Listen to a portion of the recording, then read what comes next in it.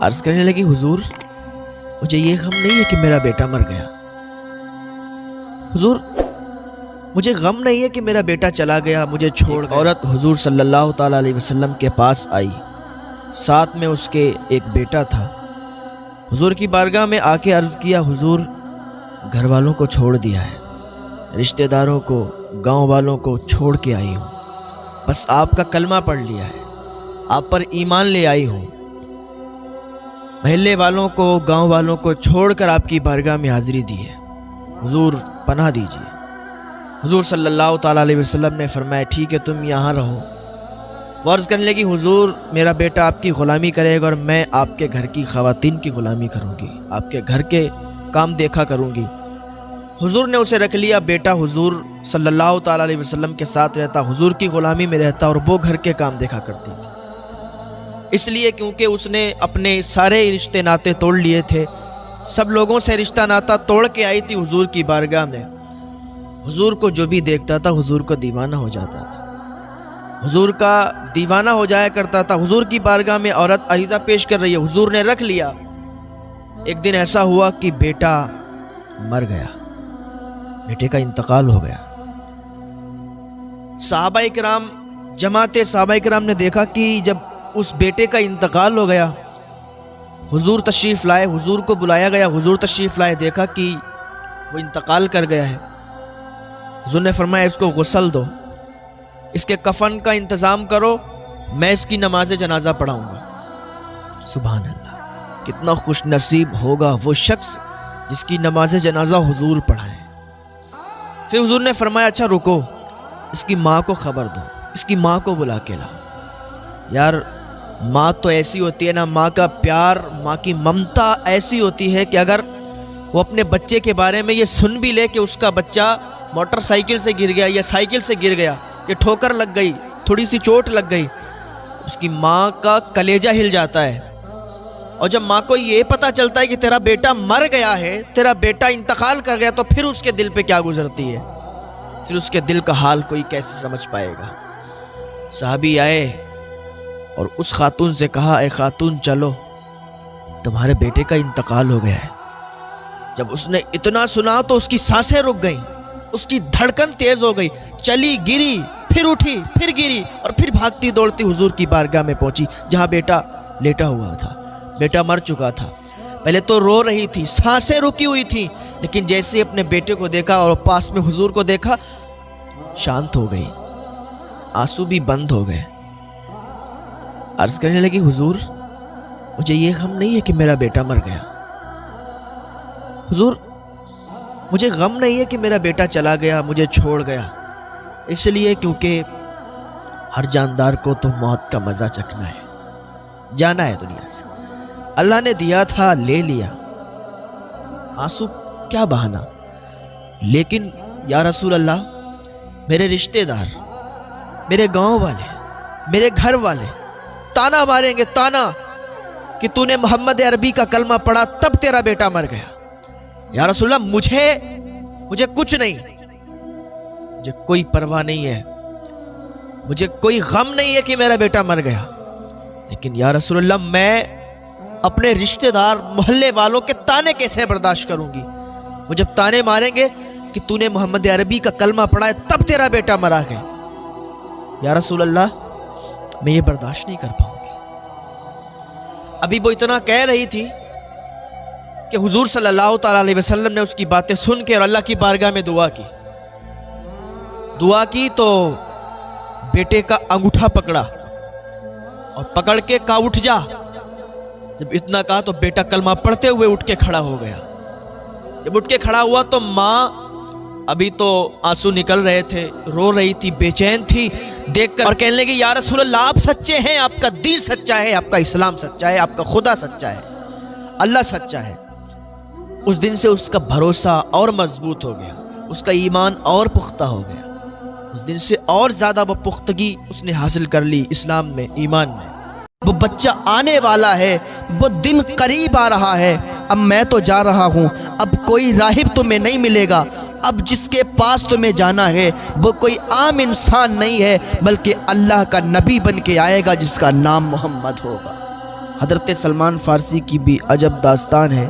حضرت سلمان فارسی بیان فرماتے ہیں اپنے ایمان لانے کے پہلے کا واقعہ، اگر دل سے سن لیں گے نا تو یقین مانیے آنسو روک نہیں پائیں گے، دل روئے گا آپ کا۔ میں نے جب یہ پڑھا تھا، میں نے جب اس کا مطالعہ کیا تو میرے بھی آنسو نکل آئے۔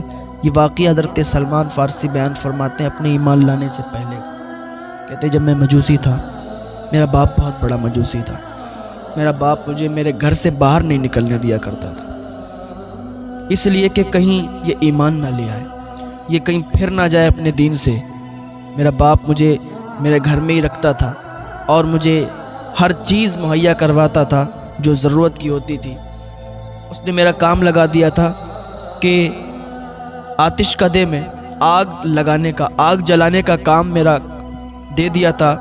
میں آگ جلایا کرتا تھا اور کھیتوں کا کام کیا کرتا تھا، لیکن باپ میرا مجھے اپنے ساتھ ہی رکھتا تھا۔ کھیت پر جاتا تھا تو مجھے اپنے ساتھ لے جاتا تھا، آتش کدے میں جاتا تھا مجھے اپنے ساتھ لے جایا کرتا تھا۔ لیکن ایک دن کیا ہوا، ایک دن میرا باپ کسی ضروری کام سے باہر چلا گیا اور مجھ سے کہہ گیا بیٹے تم آج کھیتوں پر چلے جانا اور اپنا کام کر کے سیدھے گھر چلے آنا۔ میں گیا، اکیلا گیا کھیتوں پر۔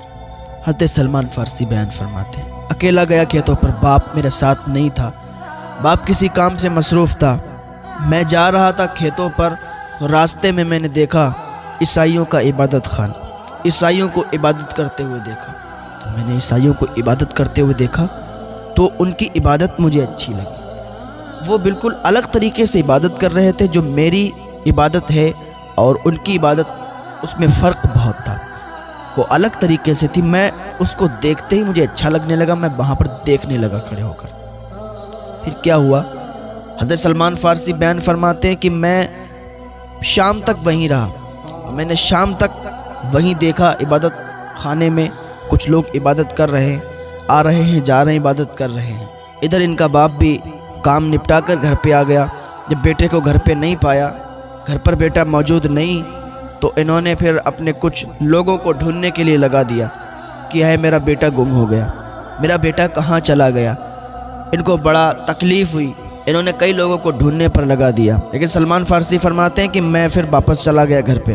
جیسے ہی گھر پہ پہنچا، میرے باپ نے مجھے آگے بڑھ کے سینے سے لگا لیا، بیٹا تو کہاں گیا تھا؟ میں تو تجھے بہت ڈھونڈوا رہا تھا، میں تو بہت پریشان ہو گیا تھا، مجھے تکلیف ہو رہی تھی، اور تو کہاں چلا گیا تھا؟ میرا دل دھڑک رہا تھا، میں بے چین ہو رہا تھا، بیٹا مجھ سے جدا مت ہوا کر، تو گھر سے مت جایا کر، تو کوئی کام کرنے کے لیے نہیں جائے گا بیٹے۔ سلمان فارسی کہتے ہیں میں نے کہا ابا میں گیا تھا نا، راستے میں میں نے ایک عبادت خانہ دیکھا جو عیسائیوں کا عبادت خانہ تھا۔ اس عبادت خانے میں لوگ عبادت کر رہے تھے، عیسائی نماز پڑھ رہے تھے، وہ مجھے الگ طریقے کی نماز لگ رہی تھی، الگ طریقے کی عبادت لگ رہی تھی، مجھے بہت اچھا لگ رہا تھا۔ مجھے ایسا لگتا ہے کہ میرے دین سے بہتر ان کا دین ہے۔ اس کے باپ نے سمجھ لیا کہ لگ رہا ہے اس پر اثر پڑ گیا ہے۔ اس کا باپ کہنے لگا بیٹا مجوسیت ہی سب سے اچھا دین ہے، اور مجوسیت سے کبھی مت پھرنا، اور ان کا دین بہتر نہیں ہے۔ لیکن سلمان فارسی کہتے ہیں میں نے کہا بابا ان کا ہی دین مجھے بہتر لگا، میں نے ان کی نماز، ان کی عبادت بالکل الگ پائی، بابا مجھے مجوسی سے اچھا ان کا دین لگا۔ حضرت سلمان فارسی کو ان کے باپ نے بیڑیاں لگا دی، کہا یہ جو ہے بگڑ نہ جائے، تو گھر سے باہر نہ نکل پائے، بیڑیاں ڈال دی پیر میں، اور کہا سلمان اب گھر سے باہر جانے کی ضرورت نہیں ہے، تم بگڑنے لگے ہو، اور مجھے ڈر ہے کہیں تم عیسائیت کو قبول نہ کر لو، عیسائیت اپنا نہ لو، عیسائیت دھرم میں نہ چلے جاؤ، اسی لیے تمہارے پیروں میں بیڑیاں ڈال رہا ہوں۔ حضرت سلمان فارسی بیان فرماتے ہیں میرے باپ نے میرے پیروں میں بیڑیاں ڈال دیں، بیڑیاں پڑ گئیں۔ لیکن میں اس عبادت خانے کے راہب سے ملا تھا، میں نے اس سے پوچھا تھا مجھے یہ بتاؤ تمہاری مین جگہ کہاں ہے؟ اس نے کہا تھا ملک شام میں۔ جب میرے باپ نے میرے پیروں میں بیڑیاں ڈالیں تو میں نے کسی ذریعے سے اس تک یہ خط پہنچایا کہ جب ملک شام کوئی قافلہ جائے تو مجھے ضرور بتانا، یا ملک شام سے کوئی قافلہ آئے تو مجھے ضرور بتانا۔ کچھ ہی دنوں میں ملک شام سے قافلہ آ گیا، اس نے مجھے خط پہنچایا کہ ملک شام سے قافلہ آیا ہے، وہ کچھ ہی دنوں میں جانے والا ہے، اگر جاؤ تو آ جانا۔ حضرت سلمان فارسی بیان فرماتے ہیں کہ جیسے ہی مجھے خط ملا میں نے کسی طریقے سے اپنے پیروں کی بیڑیاں ہٹائیں اور چھپتے چھپتے وہاں سے نکلا اپنے باپ کی قید سے باہر نکلا اور اس قافلے میں شریک ہو گیا۔ اس قافلے کے ساتھ چلتا رہا، ملک شام پہنچ گیا۔ جب ملک شام پہنچا تو وہاں ایک عبادت خانے میں پہنچا، ایک جگہ پہنچا، وہاں کے لوگوں سے میں نے پوچھا کہ یہاں سب سے بڑا راہب کون ہے، سب سے بڑا عیسائیت کو ماننے والا اور اس پر عمل کر کے چلنے والا کون ہے؟ تو لوگوں نے بتایا فلاں راہب ہے، فلاں جگہ چلے جائیں۔ میں اس جگہ کو تلاش کرتے کرتے اس جگہ پہنچا، واقعی جیسا لوگوں نے اس کے تعلق سے بتایا تھا وہ راہب ویسا ہی تھا۔ میں اس کی بارگاہ میں پہنچا، میں نے کہا مجھے عیسائیت قبول کرنا ہے اور مجھے اپنے دین کے بارے میں بتاؤ، میں آپ کے پاس رہنا چاہتا ہوں، آپ کی خدمت کرنا چاہتا ہوں، مجھے اپنے دین کے بارے میں آپ بتاتے رہنا، میں آپ کی خدمت میں لگا رہوں گا۔ راہب نے کہا اچھی بات ہے، تم یہاں رہو اور خدمت کرو اور میں تمہیں عیسائیت کے بارے میں بتاتا رہوں گا، میں تمہیں نصرانیت کے بارے میں بتاتا رہوں گا۔ حضرت سلمان فارسی بیان فرماتے ہیں کہ میں وہاں رہنے لگا، لیکن وہ راہب پھر مجھے اچھا نہیں لگا، اس لیے وہ لوگوں سے مال اکٹھا کر لیتا تھا، جو صدقہ وغیرہ خیرات آتی تھی وہ اکٹھا کر لیتا تھا، بجائے غریبوں میں تقسیم کرنے کے وہ اپنا مال جمع کرتا تھا، وہ الگ چھپا کے رکھ دیا کرتا تھا، غریبوں کے حق کو ان تک نہیں پہنچاتا تھا، غریبوں میں تقسیم نہیں کیا کرتا تھا، تو اسی وجہ سے وہ مجھے اچھا نہیں لگتا تھا۔ لوگ اسے بہت بڑا سمجھتے تھے، لوگوں کو اس کی حقیقت نہیں معلوم تھی۔ جب وہ مر گیا، لوگ آئے اس کو دفن کرنے کے لیے، تو میں نے کہا کہ تم لوگ اس کو بہت بڑا سمجھتے ہو، لیکن یہ بہت بیکار انسان ہے، بہت خراب انسان ہے، لوگوں کو لوٹنے والا انسان ہے، غریبوں کا حق مارنے والا انسان ہے۔ لوگوں نے کہا تم کیا کہہ رہے ہو؟ کہا میں سچ کہہ رہا ہوں، اگر جاننا چاہتے ہو تو میرے ساتھ آ جاؤ۔ حضرت سلمان فارسی بیان فرماتے میں ان کو لے کے گیا اس جگہ پر جہاں اس نے سونے کو چھپا رکھا تھا، گھڑوں میں سونا بھر کے رکھا تھا۔ لوگوں نے جیسے ہی دیکھا کہ بہت سارے گھڑے، بہت سارا سونا رکھا ہوا ہے، بہت سارا مال و دولت ہے، تو لوگ یہ سمجھ گئے کہ واقعی یہ بہت برا انسان تھا۔ لوگوں نے پھر اسے سولی پر چڑھا دیا، پتھر مار مار کے اس کا جسم چھلنی کر دیا، اور وہ جو مال و دولت تھا وہ غریبوں میں تقسیم کروا دیا۔ اب وہاں پر دوسرے راہب کو رکھا گیا، اس عبادت خانے میں دوسرا راہب آ گیا، وہ واقعی بہت اچھا تھا۔ جب وہ مر گیا، جب اس کا انتقال ہو گیا، تو حضرت سلمان فارسی بیان فرماتے میں نے اس سے پوچھا کہ اب میں کس کے پاس جاؤں؟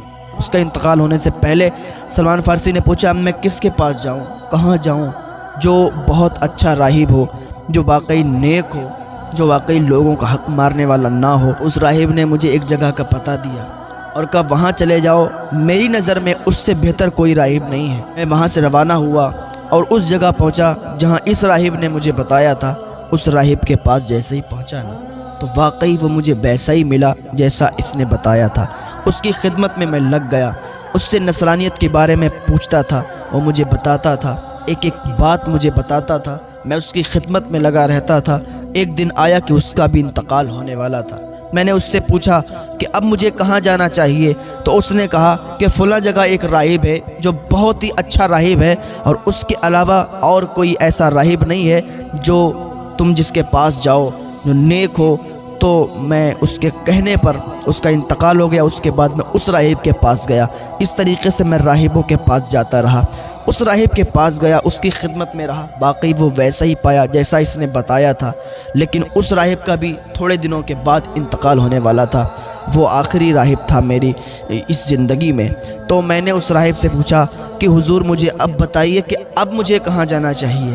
اس راہب نے کہا اس دنیا میں اب میری نظروں میں کوئی ایسا راہب نہیں ہے جس کے پاس تم جاؤ، جس کے پاس تم جا کے رہو، جس کی تم خدمت کرو، لیکن ہاں اب تم کسی راہب کے پاس مت جاؤ۔ اب تم وقت دیکھو، اب تم ٹائم دیکھو، وہ دن آنے والا ہے، وہ گھڑی آنے والی ہے کہ مدینے میں ایک بچہ پیدا ہوگا، وہ بچہ آنے والا ہے، وہ دن قریب آ رہا ہے۔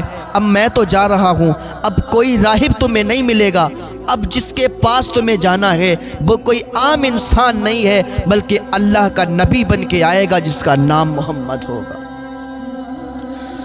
حضرت سلمان فارسی کہتے ہیں میں نے پوچھا اس کی نشانی تو بتائیے، اس کی نشانی کیا ہوگی؟ وہ راہب کہتا ہے اس کی 3 نشانیاں ہوں گی۔ پہلی نشانی وہ ہے کہ وہ ہدیہ قبول فرمائیں گے، دوسری نشانی وہ ہے وہ صدقے کا کھانا نہیں کھائیں گے، اور تیسری نشانی یہ ہے کہ ان کے دونوں شانوں کے درمیان مہر نبوت ہوگی۔ میرے بیٹے، تم اس رحمت والے نبی صلی اللہ تعالیٰ علیہ وسلم سے ضرور ملاقات کرنا، ضرور ملنا۔ اتنا کہنے کے بعد وہ راہب انتقال کر گیا، وہ راہب بھی اس دنیا سے چلا گیا۔ میں سوچ رہا تھا کہ میں عرب شریف کیسے جاؤں، میرے پاس تو کچھ ایسا سامان نہیں ہے، کچھ ایسا سادھن نہیں ہے، کوئی سواری نہیں ہے، کیسے جاؤں؟ تو مجھے خبر ملی کہ ایک قافلہ عرب شریف جا رہا ہے۔ تو جب میں اس راہب کے پاس رہا کرتا تھا، میں نے رقم تھوڑی جمع کی تھی، تو میں نے کچھ بکریاں اور کچھ گائے لے لی تھی، جانور لے لیے تھے۔ تو میں نے ان جانوروں کو ان قافلے والوں کے حوالے کر دیا کہ اگر تم مجھے عرب شریف لے چلو گے تو یہ جانور، یہ گائے اور بکریاں میں تمہیں دے دوں گا۔ انہوں نے کہا ٹھیک ہے۔ حضرت سلمان فارسی بیان فرماتے ہیں کہ میں نے قافلے والوں کو یہ گائے اور بکریاں دے دیں اور ان کے ساتھ روانہ ہو گیا۔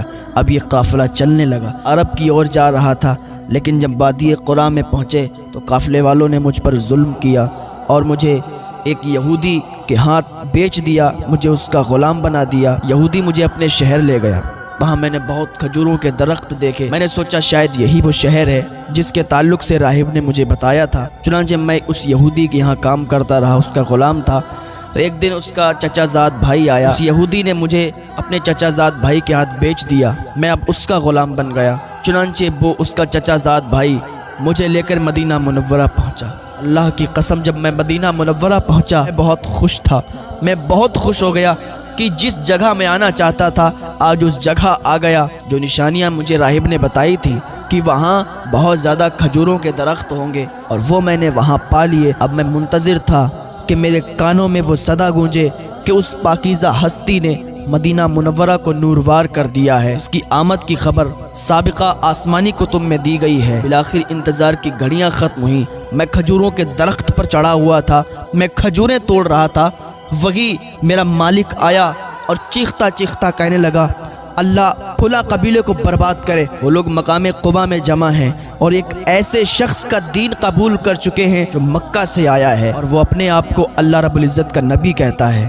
اس قبیلے کے اکثر لوگ اپنے آباء و اجداد کا دین چھوڑ کر ایمان لا چکے ہیں۔ جب میں نے اپنے مالک کے چچا زاد بھائی کی یہ بات سنی تو میں اتنا خوش ہوا، اتنا خوش ہو گیا کہ گویا کہ میں اس کے اوپر گر جاتا، لیکن میں نے اپنے آپ کو سنبھال لیا کہ منزلیں قریب ہیں، اس ذات سے ملنے والے ہیں جس کے تعلق سے راہب نے بتایا تھا، وہ ذات آج ایسا لگتا ہے مل جائے گی۔ وہ نیچے اترے۔ حضرت سلمان فارسی کہتے کہ میں نیچے اترا، میں نے اپنے مالک کے چچا زاد بھائی سے کہا ذرا دوبارہ بتانا تم کیا بتا رہے ہو۔ جب میں نے اتنا کہا نا تو اس کو غصہ آ گیا، اس نے ایک تھپڑ مجھے مارا اور کہا اپنے کام سے کام رکھو۔ سلمان فارسی کہتے میں دل میں تو بڑا خوش تھا کہ لگ رہا ہے وہ گھڑی آنے والی ہے، اس ہستی سے ملنے والا ہوں جس کے تعلق سے راہب نے بتایا تھا۔ بڑے خوش تھے دل میں۔ حضرت سلمان فارسی فرماتے کہ میں نے کچھ رقم جمع کر رکھی تھی، میں اس رقم کو لے کر چپکے سے بازار گیا، بازار سے کچھ کھانے کی چیزیں خریدیں اور خریدنے کے بعد اس نبی کا پتہ ڈھونڈتے ڈھونڈتے اس نبی کی بارگاہ میں چلا گیا، اور جانے کے بعد میں نے وہاں پر جا کے اور کہا کہ حضور میں یہ چیزیں لایا ہوں، کھانے کی صدقہ لایا ہوں، اس صدقے کو آپ لے لیں۔ تو حضور صلی اللہ تعالیٰ علیہ وسلم نے صحابہ کرام کو بلایا اور کہا یہ صدقے کی کچھ چیزیں ہیں، یہ لو کھاؤ۔ پھر میں واپس چلا آیا، پھر میں نے کچھ رقم لی اور بازار گیا۔ کچھ دنوں کے بعد بازار گیا، وہاں سے میں نے کچھ چیزیں لیں اور پھر میں ان کی بارگاہ میں حاضر ہوا۔ میں نے کہا حضور یہ میں کچھ چیزیں لایا ہوں آپ کے لیے، آپ کے صحابہ کے لیے، یہ کھا لیجئے۔ حضور صلی اللہ تعالیٰ علیہ وسلم نے صحابہ کو بلایا، خود بھی وہ چیزیں کھائیں اور صحابہ کو بھی کھلائیں۔ حضرت سلمان فارسی کہتے ہیں میری دوسری بھی نشانی پوری ہو گئی۔ کچھ دنوں کے بعد میں جنت البقیع کی طرف جا رہا تھا، دیکھا وہاں پر حضور صلی اللہ تعالیٰ علیہ وسلم تشریف فرما ہیں۔ اب میرے دل میں تو یہ تمنا تھی کہ وہ آخری نشانی پوری ہو جاتی تو میں مطمئن ہو جاتا۔ دو نشانی تو پوری ہو گئیں، آخری نشانی بچی ہے کہ دونوں شانوں کے درمیان مہر نبوت ہے۔ آپ صلی اللہ علیہ وسلم دو چادریں اوڑھے تھے۔ حضرت سلمان فارسی بیان کرتے ہیں کہ میں حضور صلی اللہ تعالیٰ علیہ وسلم کے قریب گیا اور میں یہ سوچ رہا تھا کہ کاش کوئی ایسی ہوا کا جھونکا آ جائے کہ حضور کی چادریں اڑ جائیں اور جو مہر نبوت دونوں شانوں کے درمیان ہے اس کو میں دیکھ لوں، چوم لوں، حضور کے قدموں پہ گر کے کلمہ پڑھ کے مسلمان ہو جاؤں، کیونکہ آخری یہ نشانی بچی تھی، اس کے بعد وہ پوری نشانیاں پوری ہو جاتی۔ حضور نے ان کے دل کا حال جان لیا، دونوں چادروں کو پھینک دیا، سلمان دیکھ لے تو آخری نشانی پوری کرنے کے لیے آیا ہے، وہ آخری نشانی پوری کر لے۔ حضرت سلمان فارسی نے دیکھا دونوں شانوں کے درمیان مہر نبوت تھی۔ سلمان فارسی نے جیسے ہی مہر نبوت کو دیکھا آگے بڑھے، مہر نبوت کو چومنے لگے، چپٹ گئے، چومنے لگے۔ سرکار صلی اللہ تعالیٰ علیہ وسلم نے فرمایا سلمان بس کرو۔ سلمان فارسی قدموں پہ گر گیا، یا رسول اللہ کلمہ پڑھا کے مسلمان کر لیجئے، یا رسول اللہ کلمہ پڑھا کے مسلمان کر لیجئے۔ بڑا انتظار دیکھا یا رسول اللہ،